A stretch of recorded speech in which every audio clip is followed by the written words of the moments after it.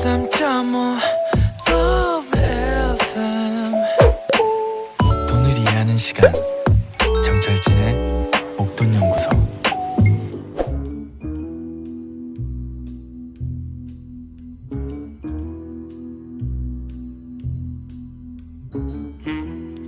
돈이란 게 잃으면 슬프지만 뺏기면 분노가 치밀죠.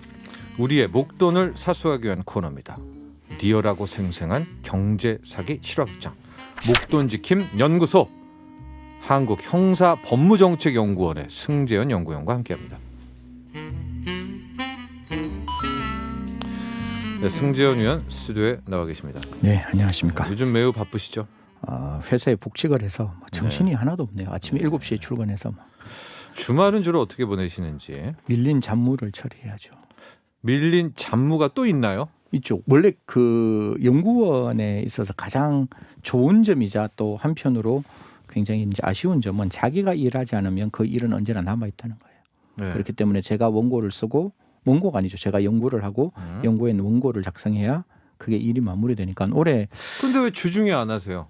주중에도 하죠. 근데 제가 능력이 안 돼서 뭐 주중에 도저히 감당할 수 없는. 누가 들으면은 엄청나게 많은 일을 하시는 그런 것 같은데 또 평일에는 그래 좀 여유는 있으시잖아요. 없죠. 아닌데. 아닌데. 평일 여유 있을 때 좀 하시면 되지 않나요? 평일에 여유가 없어요. 평일에 영어여야 되기 때문에. 예. 그러니까 제가 그러니까요. 영어 공부를 많이 하시니까 그때 좀 많은 잡무를 처리하시고 주말엔 쉬시면 어떨까? 예, 알겠습니다. 적극적으로 네. 반영하도록 하겠습니다. 네. 주말 화이팅! 주말에 좀 쉬어야 된다. 우리 승재현 연구위원도 이 말씀을 전해드리면서 오늘은 어떤 사건인가요? 이게 뭐 사실 있을 수 없는 일인데 오스템 임플란트 사건 조금 이야기 말씀드리겠습니다. 사실 이게 뭐 나와 관계 없는 일 아니냐 이렇게 생각하실 수 있는데 저는 주식시장에서 횡령이 일어나면 주식시장 전체에 여파가 미치고 그 주식시장은 국민 누구나 들어가서 그 회사의 장래성을 보고 주식을 투자하는 거잖아요. 예. 지금도 오스템 임플란트에 한 2만 명 가까운 전 투자자가 있다라고 제가 들었는데 그게 이제 개인 투자자고요. 개인 외국인 투자자 비중도 높아요. 그 그러니까요. 회사가. 왜냐하면 뭐 워낙 뭐 전도 유망한 회사라고 많이들 이야기를 해가 왔던. 우리나라 1위죠. 임플란트의 그렇죠, 1위.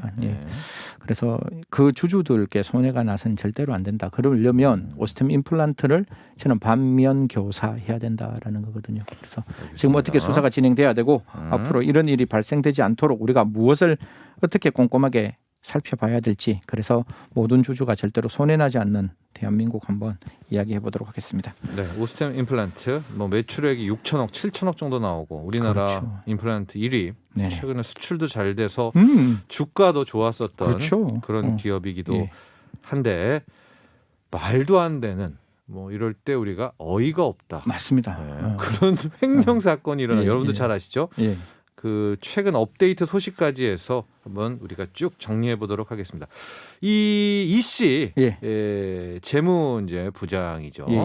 잡혔죠? 네네, 잡혔습니다. 뭐 당연히 제일 처음에 왜 사람을 못 잡느냐 이렇게 많은 어떤 갑론을박이 있었는데 아니나 다를까 등잔 밑이 어둡다라는 이야기가 여기서 나오는데 자기 부인이 가지고 있던 오피스텔에서 이제 잡혔습니다. 잡혀서 구속영장 청구를 할 때 저도 많이 물어보시더라고요. 구속영장 발부될 것이냐 이렇게 물어봤는데 지금 이 씨 사실 구속영장에는 반드시 사람이 나와서 신문을 하거든요. 그러니까 정말 구속 사유가 있는지 없는지 아예 그 신문 자체를 포기했습니다. 포기했는데 뭐 법원에서는 뭐 정확하게 판단했는 것 같아요. 도망하거나 도망할 우려가 있다. 증거인멸의 우려가 있어서 구속하겠다. 굉장히 신속하게 결정했습니다. 사실 영장 실질심사 포기하고 그해 뭐 오후 정도에 바로 구속영장이 발부되었죠. 뭐 당연한 거 아니에요? 이 사람 다시 또 놔주면 또 숨기니까. 그렇죠. 지금 이런 점 때문에 이제 구속영장이 발부됐을 때 아까 증거인멸의 염려가 있다 이런 이야기 나왔잖아요. 이거는 물론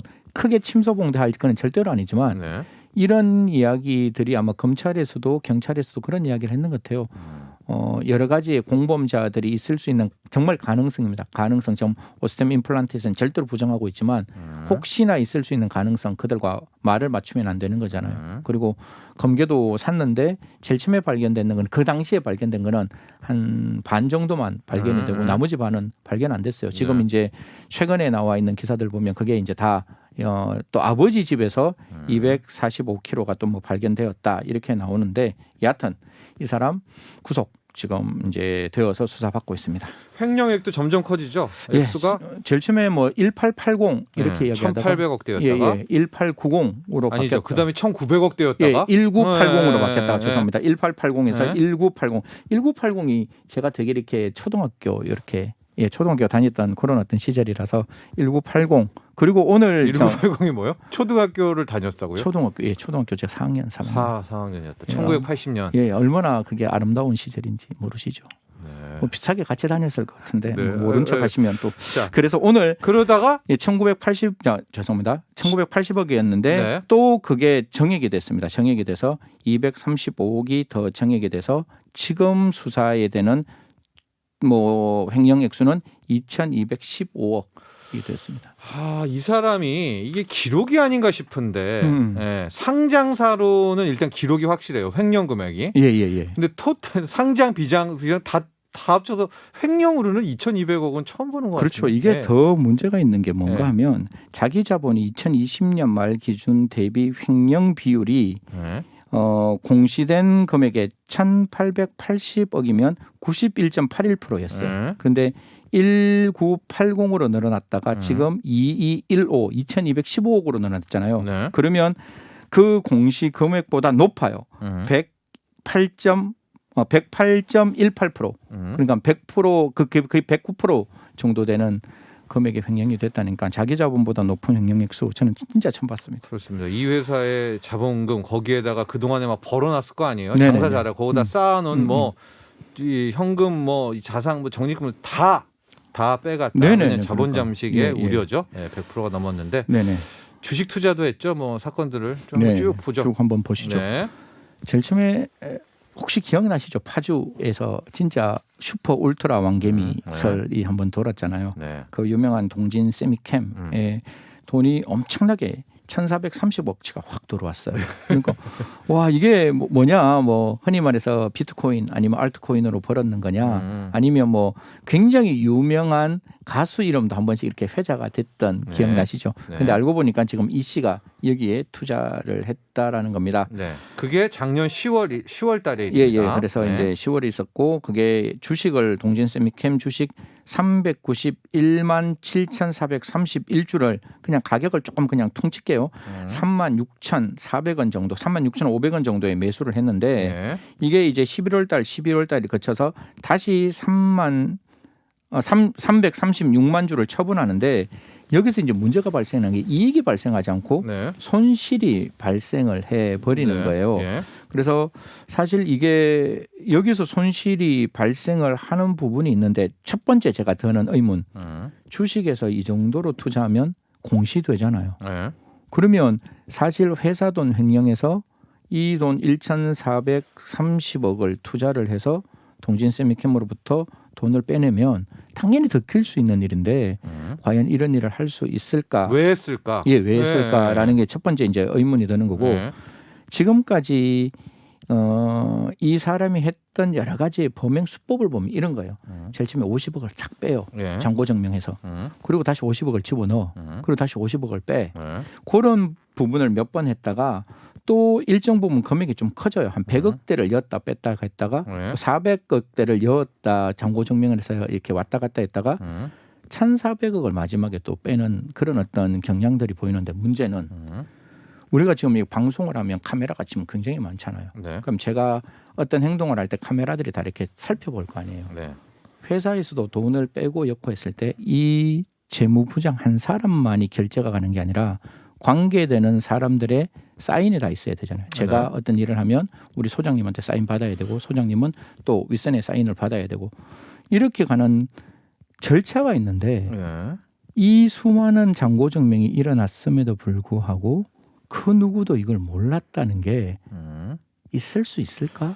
그게 쉽게 말하면, 이제 수사 대상이기도 하죠. 가장 큰 게 이 중에 하나의 카메라 스크리닝이 꺼질 수는 있는데 예. 전체 스크리닝이 다 꺼져가 있으니까 이 부분 때문에 혹시 당사자뿐만 아니라 또 주위의 다른 사람들이 개입한 거 아닌가 이렇게 이야기가 되고 있는 거죠. 우리가 영화 보면 이제 CCTV를 누가 내려놓잖아요. 그렇죠. 예, 툭. 그 내려놓은 사람이 있을 거다. 그렇죠. 다 그러니까 하나만 내려놓은 것도 아니고 네. 이게 하나만 꺼지면 그럴 수 있다라고 봐요. 그리고 한 번이면 전체가 꺼지는 게 가능한데 수많은 기회에 전체 CCTV가 다 꺼졌다. 영화같이 툭툭툭 그게 과연 가능할까? 이거는 이제 수사 대상이기도 하고 네네. 가장 궁금했던 부분이 뭔 동지세미 김에 1,400억을 주식 투자를 이거 또 잃었잖아요. 그러니까요. 그래가지고 근데 네. 그런 부분인데 이 씨가 주식 투자는 꽤 했네요. 이것도 횡령한 돈으로 과거에도. 그렇죠. 예, 과거에서 계속 여기 좀 새롭게 밝혀진 네네네. 건데. 이 씨는 한 그 아까 1,980억 그러니까 지금은 이제 뒤에 있는 235억을 빼면 그 나와 있는 수사 내용만 먼저 말씀드리면 네.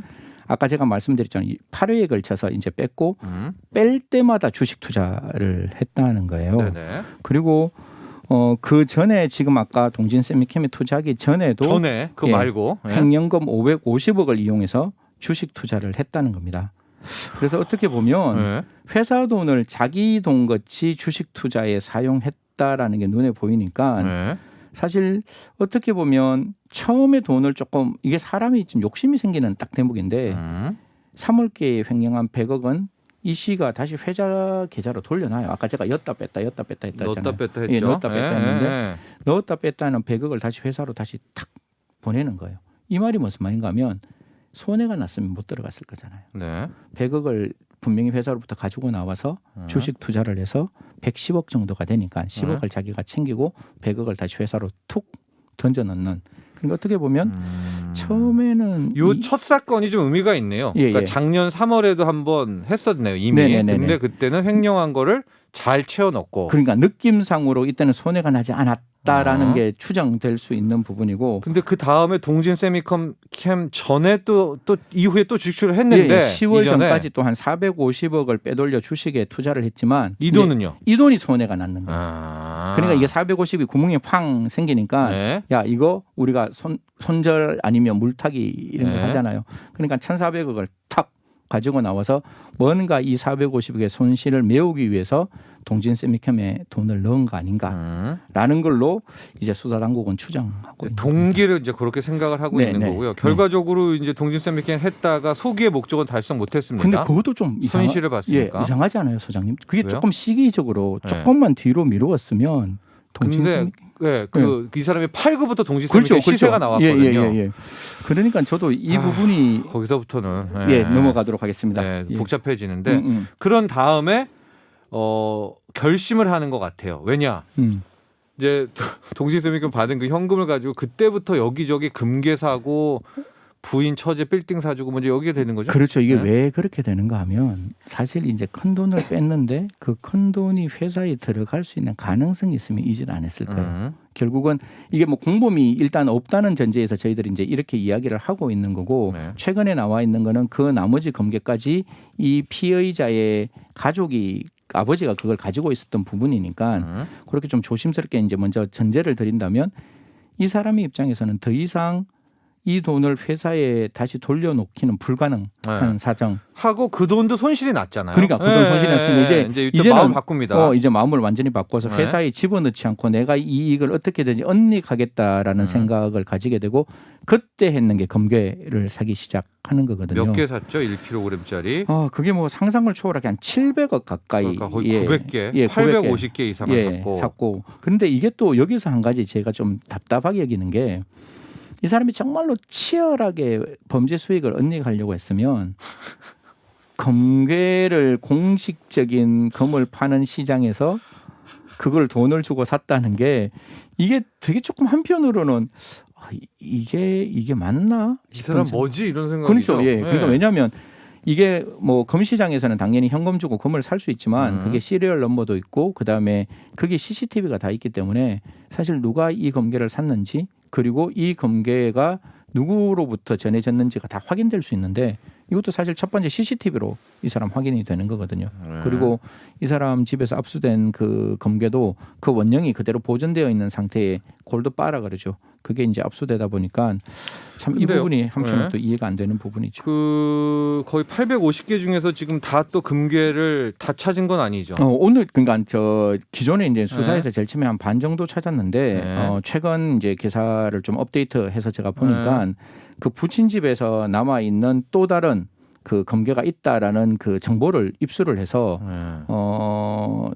지금 주초였죠. 주초에 이제 압수수색을 했고 그 압수수색이 저도 깜짝 놀래 주초에 이제 기사를 또 보는데 그게 다시 그 피의자에 관련된 주택에 대한 압수수색을 다시 했는 거예요. 그럼 다시 해가 딱 보니까 그 아버지가 나머지 그 검괴를 가지고 있었다. 사실 그래서 검괴는 지금 거의 전량 다 국가가 압수했다라고 보시면 됩니다.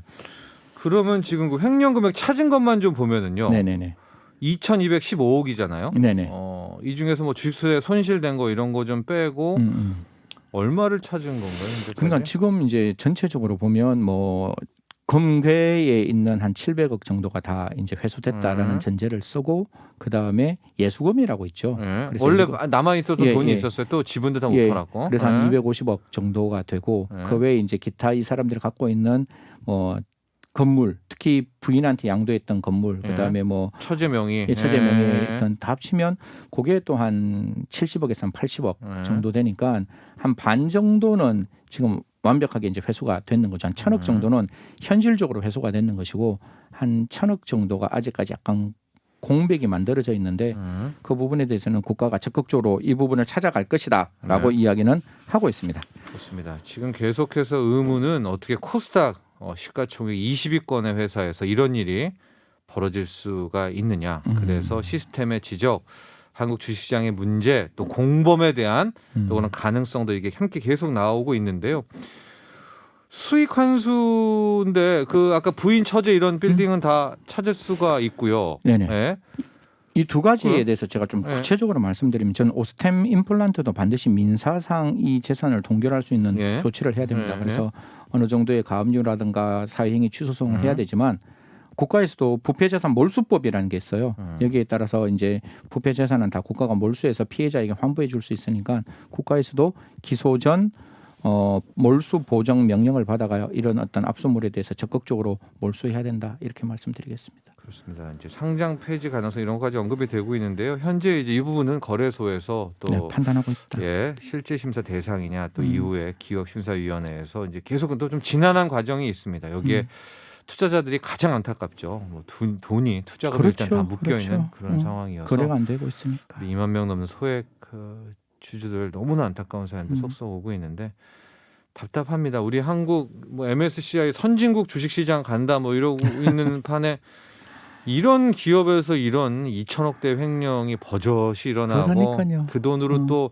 어떤 동진세미컴 같은 큰 돈 주식 투자를 하는데 그걸 또 거래소는 1,400억어치 사면 이 돈 어디서 났나 한 번은 봐야 되는 거 아닙니까? 그런 것도 못 잡아내고 참 그런 현실을 느꼈던 그런 사건이었습니다. 계속해서 혹시나 뭐 뒤에 업데이트되면 또 이야기는 계속해서 좀 여러분들과 함께 이야기 나누도록 하겠습니다. 여기까지 하겠습니다. 감사합니다. 나도 부자 되고 싶어서 라디오를 켰어. 정확하고 철저한 정철진의 목돈 연구소.